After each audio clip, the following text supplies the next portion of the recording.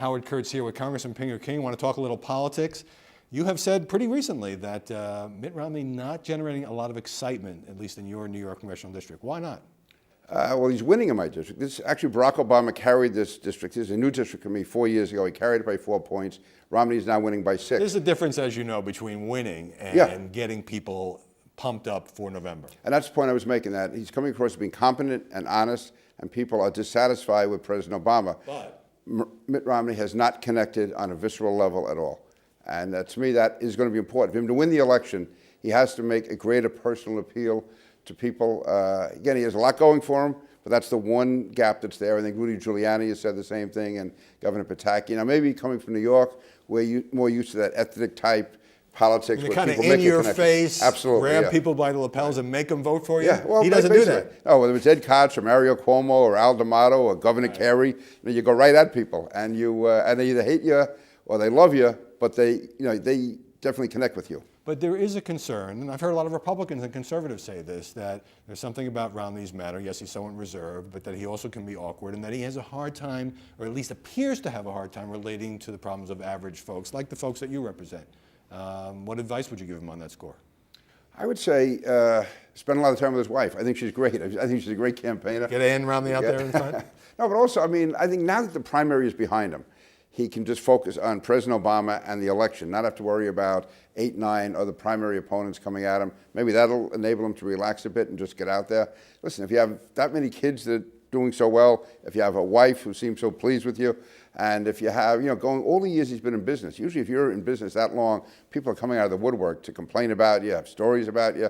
There's none of that. So he is a good guy. He just has to convince people he's a good guy. You would have been just as happy, though, if Rick Santorum had ended up with the nomination? No, I would have supported Romney over Rick Santorum. I know Rick, I like Rick, but I think that Governor Romney, for this time, is more equipped. I mean, my candidates would have been someone like Rudy Giuliani, who I knew who was not going to run. Anybody else who's not from your home state who you might have supported in 2012?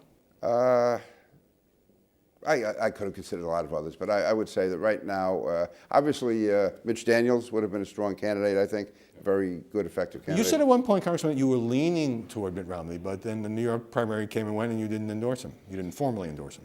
No, actually, I told the Romney people about 2 weeks ago that I would endorse them, use it whenever they want to. They didn't use it, so be it. So your offer of endorsement was on the table, and they chose not to take you up on it. Yeah, again, who knows why. It just bothered me, put it that way. Maybe because they heard Come on, your feelings weren't hurt? No, I don't have any feelings. I'm Irish. We don't have feelings.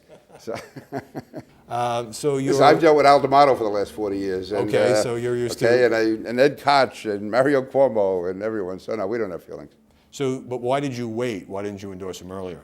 Again, I wanted to wait till it was more appropriate, and I was not on a bandwagon per se, but as closer it got to New York, I thought he'd be the best candidate, and I still say that. He's not very likely to carry New York in the fall, as you know. You come from a blue state, but how do you handicap his chances against an incumbent president at this point? I think he will do very well, and the reason I say that is that, for instance, a poll I saw recently on Long Island in a district that Barack Obama carried, he only has a 31% job approval.